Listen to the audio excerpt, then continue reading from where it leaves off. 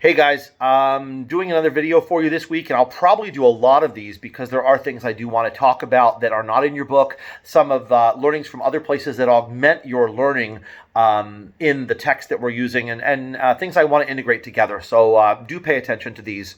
And by the way, you do want to be able to go back and refer to these or take notes on this stuff because this is stuff that you're going to need to know as well as just the text. I'm not just telling you this stuff for fun. This is important stuff. Our readings today talk about indigenous religions, native religions. I'm focusing a lot on Native American spirituality, but these things can be also applied to the spirituality of South America, the spirituality of Australia, of the Polynesian countries, of the Caribbean, of African nations as well. Most indigenous fact.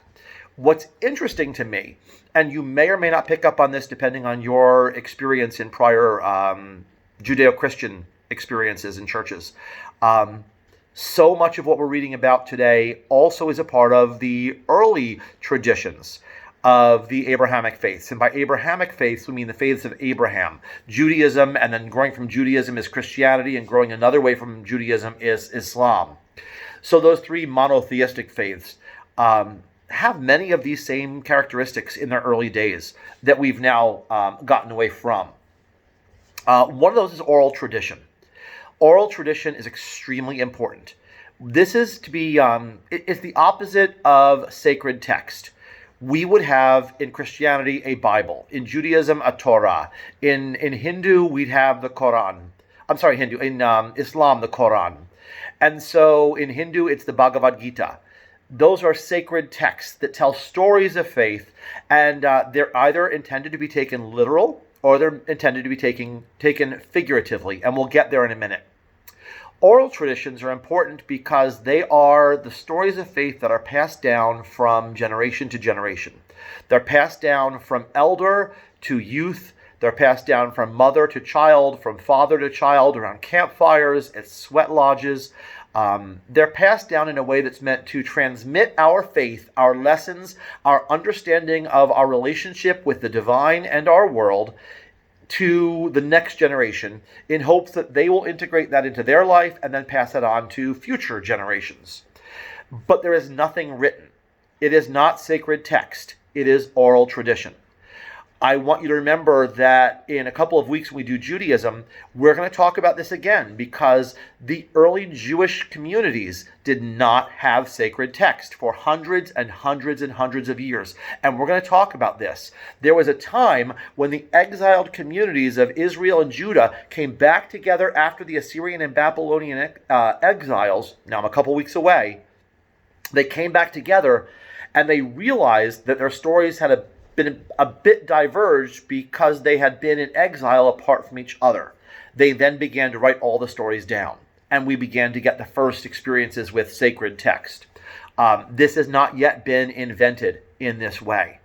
Imagine, if you will, oral tradition in terms of a family event in your home. You remember one event one way, your sibling remembers it a different way. It doesn't mean either of you are lying. It just means that your memories are slightly different, or that your perspective, your vantage point, is slightly different from the way you saw something happen versus the way your sister or brother saw something happen. It's the same story. It's not different. It's just that your memories, your understandings, your perspective may have been a little bit different, and they each come together to tell a different kind of truth about the same event. Now, that brings us into a really important fact I want to bring up with you. And this is going to play over and over and over again in this class, particularly when we come to the Abrahamic faiths. Truth versus fact. If I was with you in a class and I had a whiteboard in front of me, I would write the words truth and fact. They are not the same thing. But for much of our religious history in the monotheistic world, Judaism, Christianity, and Islam, we have really melded those two together in a way that indigenous spirituality has not. And quite honestly, as a progressive liberal Christian today, a progressive Christian, I don't anymore either. I don't anymore. That may be something that you're not used to hearing if you go to a more conservative Christian or Jewish or Muslim religious tradition. Now, here's what truth and fact are. Not every single story needs to be true for every single story to contain truth. What that means is that not everything has to be factual for everything to contain a truth. And what they're concerned with is truth, not fact. So you're going to hear some really, what seem like outlandish stories. They're not meant to be literalisms. When you take them literally, they're a bit odd, if not downright ludicrous. For instance, a Native American story about a woman who has the ability to feed her children with the dermatitis, the skin from her side. She can feed her children with that. And so they thought she was a witch in the Native American tradition, and they burned her. But before they killed her, she told them to drag her body, her dying and dead body, across the ground. As she did that, the scales from her body fell into the earth, and corn grew, and they were able to eat corn. That's how corn came from this divine woman. That's a ludicrous story. No one believes it's true. But it's their way of telling a truth about their understanding of their relationship to the earth around them and the sacred nature of corn. We see this in Christianity, we see this in Judaism, we see this in Islam. We see this in Buddhism, we see this in Hindu, we see this in Shinto. We'll go over and over it again. Now, let me just step back for a minute. If you are someone who believes in a literal, infallible interpretation of the scriptures for Christianity, and many people do, this is going to be relatively new to you. If you are the kind of person who believes, for example, that I was raised in a tradition that is particularly conservative and literalistic, and I don't believe it anymore, and it makes no sense to me, and so I can't believe it, this may be new for you also, but it may be a bit refreshing, right? Truth versus fact. Let me give you an example. George Washington never chopped down a cherry tree. He never told anyone, "I'm sorry, I cannot tell a lie." That is not true. I hope you understand that. That is a myth about George Washington that grew. It does not mean there is not truth in that story. While the story of the cherry tree is not factual, what about the story is truth? The truth in that story is that we knew that George Washington was a man who could be trusted. He had integrity. He was someone who was honest. Okay? That was the truth in a story that was not particularly factual. Were there some kernels of fact in that story? Perhaps. We don't know. The same thing happens with Abraham Lincoln. You may have heard that Abraham Lincoln walked a mile to return a penny. Did Abraham Lincoln really walk a mile to return a penny? You really think Abraham Lincoln walked down the street one day, saw something shining on the ground, picked it up and said, "What the hell is this, and why is my face on it?" Not a true story. By the way, I'm joking. Abraham Lincoln was not on the penny at that time. That is not a factual story. You're not looking at it literally. If you do, you're going to miss the point. It is truthful. There is a truth in the story. What is the truth of the story of Abraham Lincoln walking a mile to return a penny? It's that he was to be trusted. His nickname was Honest Abe.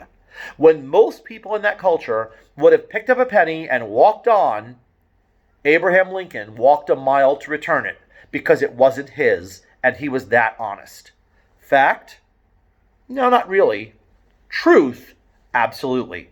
We'll see that over and over again in Christianity. We'll see that over and over again in Judaism. We'll see that over and over again in religion in general. And we see it here.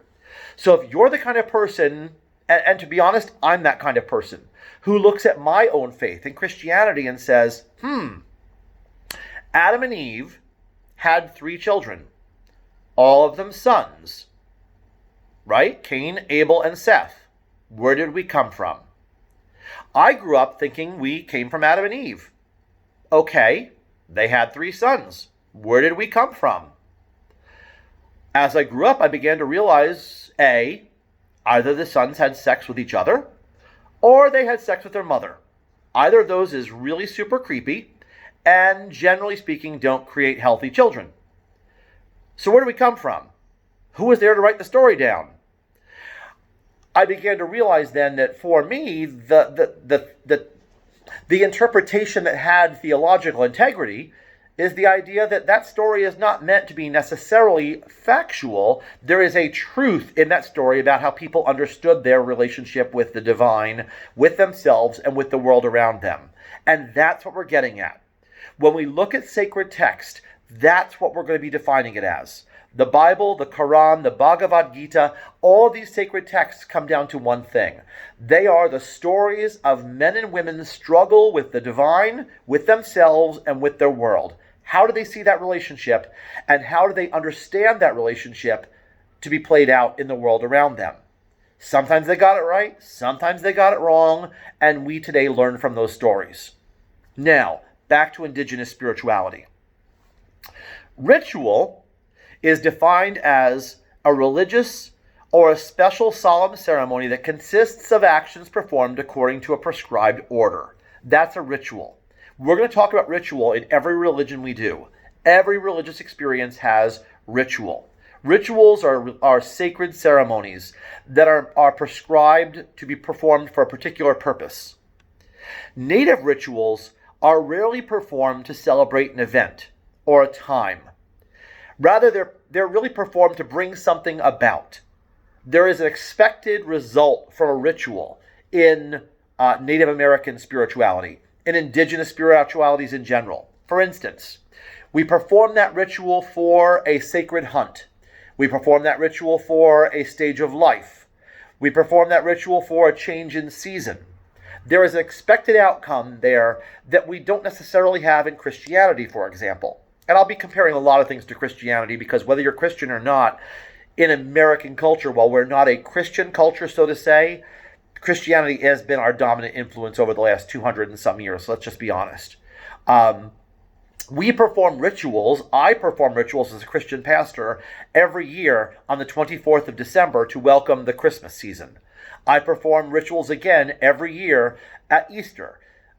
But they're not so much expecting something to happen now as it is expected to celebrate an event, the birth of Christ, the death and resurrection of Christ, a time in the church year, a time in our history. Native spirituality is very different from that. They're talking about something that's happening that they're going to expect an outcome for. Again, a time of someone's life, a season of the world, a successful hunt, a marriage ceremony, those kind of things. Another thing I want to talk to you about, and then I'm going to get into the other topic for tonight, is the question of peyote. Peyote is seen as it's a cactus derivative, and it is smoked or drank in ways that do provide slightly hallucinogenic factors and are meant to enhance the religious experience and take down those inhibitions that allow us to understand the power of the divine more in our life. That's, I guess, I've never done peyote. I don't know that, but that's what I understand it to be. It does raise an interesting point. It's a very sidebar for you. Last week we talked about First Amendment rights with religion and privatization and should the government be involved in religion and so forth. Peyote is illegal. It's an illegal substance. It is allowed in religious ceremony because it is a religious ceremony. Very much like the fact that alcohol is an illegal substance if you're under the age of 21. If you, as my student at the college, come to my house for dinner and I offer you wine, I'll be fired. I will be put in jail for that or criminally prosecuted because you're not 21. If you, same student, come to my church on a Sunday morning and come forward for the Christian sacrament of the Eucharist, I will give you wine, and that's okay, because that's now a sacramental thing. Now, you're not going to drink the whole bottle of wine at communion, but that little bit of wine for communion is entirely legal for sacramental purposes, even though you're not 21 years old. It's the same thing with peyote. Just a sidebar to bring up. What I really want to talk to you about tonight is the difference between Native American and what we call Western spirituality. Western spirituality is us. Okay? Christianity, Judaism, Islam, Abrahamic faiths, monotheistic faiths as opposed to indigenous spiritual faiths. Um, there is a, and this is a broad scope generalization. We don't have time to get into all the finities of it, but it is particularly valuable, I think. And it does, in my mind, give us a sense of what's important about this class. When we look at other people's spiritualities, it's not with the idea of I'm trying to convert you to Australian Aboriginal spirituality. I'm not trying to convert you to Christianity, convert you to Wicca, convert you to Hindu. I want us to look at these and understand our neighbors, but I also want us to look at them with one eye open to what do they teach me that would make me better in my spirituality? What do they teach me that would make my culture, my life, my understanding improved? What can I learn and gain from them? Because I think we can look at every spirituality and find something that enhances me and something that maybe makes me better at who I am. There were many things I learned when I was at the Buddhist monastery 2 years ago for the summer. I didn't come home a Buddhist. I didn't intend to come home a Buddhist. But I'm a better Christian because I understand Buddha. I'm a better Christian because I spent time with monks and nuns in Nepal. We'll talk about that more when we talk about Buddhism. Excuse me. Native spirituality, Native American spirituality, indigenous spiritualities are very different from Western. And here is why. Indigenous spiritualities focus on space. They are place-oriented. They are spatially driven. Spatially, not outer space, but spatially, S-P-A-T-I-A-L. They are place-driven. Western spiritualities are temporal. They are time-driven. That's entirely different, and you need to understand the difference. Native American spirituality, Inuit, Eskimo spirituality, all of the indigenous spiritualities that we're talking about are about places. Places are sacred. People are not so much sacred. You hear things about sacred rivers, sacred mountains, sacred valleys. The earth is important. Time, in Native American spirituality, for instance, is really only important in how it relates to life. Time is important in terms of the turning of the seasons of the year, the coming of the harvest, the time of planting the seed. Those are important because time is only important in its relationship to place, the sacredness of life. And so we end up with a religion that's really not based around history as much as it's centered around places. Sacredness of rivers and mountains. It is cyclical. It is not linear. Indigenous spirituality is cyclical. It has to do with cycles, seasons, cycles of life, purity rituals, marriage rituals, vision quests for young men. When they have puberty rituals for young girls, for instance, upon their first menstrual cycle, they're considered to be so sacred that even being in the presence of that girl during her first cycle is so sacred that you get sacred powers of life by being even at that celebration, and touching her during that celebration can give you the power of life that she has in her now. Because again, all through different religions, we're going to see this idea of blood being a symbol of life. And so sacrifice is important. Blood begets life. We understood from our earliest days that when you bleed out, you die. Blood is life. And so this sort of menstrual cycle is something very sacred, very honorific for a young girl. Western spirituality is extremely different. In the West, Christians, Jews, Muslims, we are time-oriented. Our sense of time is not cyclical, it's linear.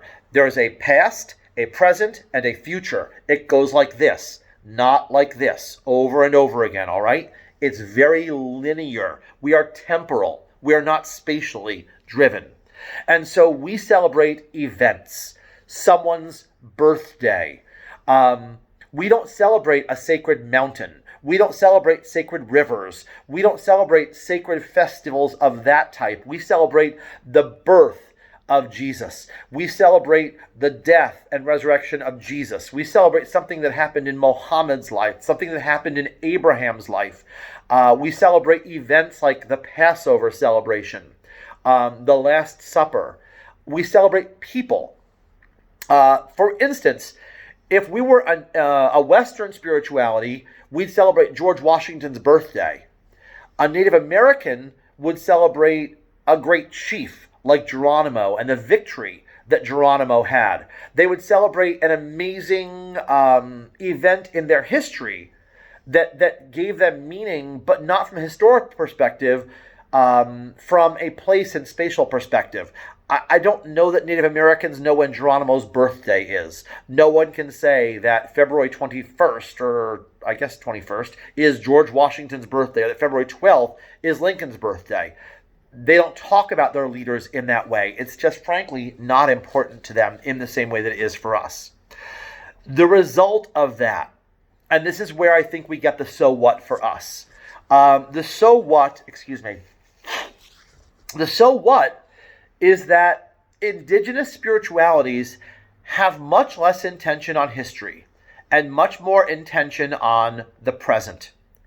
They're not so concerned with linear sense of space as they are that cyclical motion of time throughout their life. They end up having more care for the earth, more care for nature. When I was young, and some of you, I don't know how old of anymore because I've not seen your faces, but back in the early 70s, mid 70s, late 70s, there was a commercial. We were really trying to deal with pollution, and it would show people driving down the road and throwing out trash all over the road and polluting the earth. And then in the background, you saw a Native American on a horse, and he looked into the camera, and one tear fell from his down his cheek from his eye, and you realized he was crying because the white man was destroying the earth. There's always been this understanding that Native Americans revere the earth in a way that we have yet to learn to do, and I think we are learning that, but it's taking a while. The earth is our mother.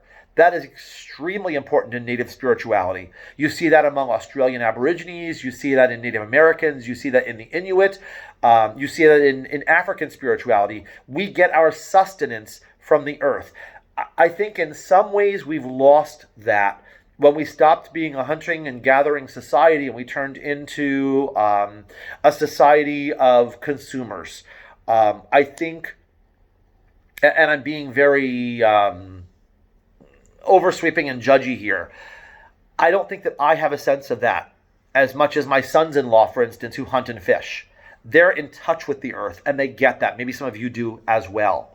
I don't think that we understand that as well. If you didn't grow up, I grew up in New York. I'm a concrete and skyscraper kind of person. I'm a suburban kind of person. I didn't grow up on the farm. I didn't have experience with the earth, with the cycle of farming, with animals. It's just not my background. And I think it is their experience. They live hand in hand with the earth. They understand that what they have, what they get, who they are comes from Mother Earth. And I have to be honest with you, I think that's a blessing for them because I think it gives them an understanding of their relationship to nature and the earth in a way that is so much healthier than ours, so much healthier than mine. And for me, that's the takeaway. Let me land with a story for you. This is a true story that came several years back now, probably 10 or 15 years. The story is told of a community out in the West where white society wanted to build casinos, and they wanted to build casinos on sacred Indian land. And they were sued by the Indian tribes in court. You can't have that land. That land is our sacred land. Well, it's just land. It's not important. You can have your rituals anywhere. It's not about being sacred land. Finally, the lawyer for the Native American tribe said to them, okay, you can have our land. You can build your casino and your bar on that land. We'll give in to that. But then we want your churches. And you can have them on Sunday morning from 11 o'clock to noon. You can have your hour for worship. But all during the week, Monday through Saturday, We're going to make them whorehouses and bars and casinos, and we're going to do all sorts of things in them because they'll belong to us. You can have them for your hour, but we're going to take them during the week for our purposes as well. And all of a sudden, people began to understand that while they would give them that land for their ritual purposes, it wasn't about what happened on the land. It was that that land was sacred land. The ritual wasn't important. The land was important. In the same way, for me, I'm not going to let you come into my church and desecrate my sanctuary. You're not going to my altar and doing things that disrupt the sacred nature of that space. When you begin to understand that, you get Native American spirituality. I've gone a little long and I apologize for that, but the takeaway from me, and I hope for you as well, I'm a better person. Now, I'm not going to go out and become a Hopi Indian. I'm not going to go out and practice the Longhouse religion of the Iroquois. But as a Christian, personally, I'm better when I understand their love for the earth and their connectedness to the sacredness of this planet we live on. I understand from my own tradition what it means when the scriptures tell me that I am a steward of God's creation and that I am to have dominion over the earth and to care for it as God's co-creator in the world around me. I have relationship with the animals. I have relationship with clean water, with the air, with the birds, with the soil around me. It matters how I care for landfills. It matters what I recycle. It matters what I do with oil after changing the oil in my car, or with what I dump where I dump. So just for me, a really important example of I don't need to go out and convert to their religion. I'm not trying to convert you to anybody's religion. But I think that when we look at these faiths with open eyes, we're going to be able to look at a lot of these and glean something that makes us better people. And I hope that you do as well. Have a great week. Really, really appreciate all your comments on your posts. I wish we could interact more personally together because I think this would be a really kick-ass class if we did. And have a great week. And be good, guys. Be good to each other.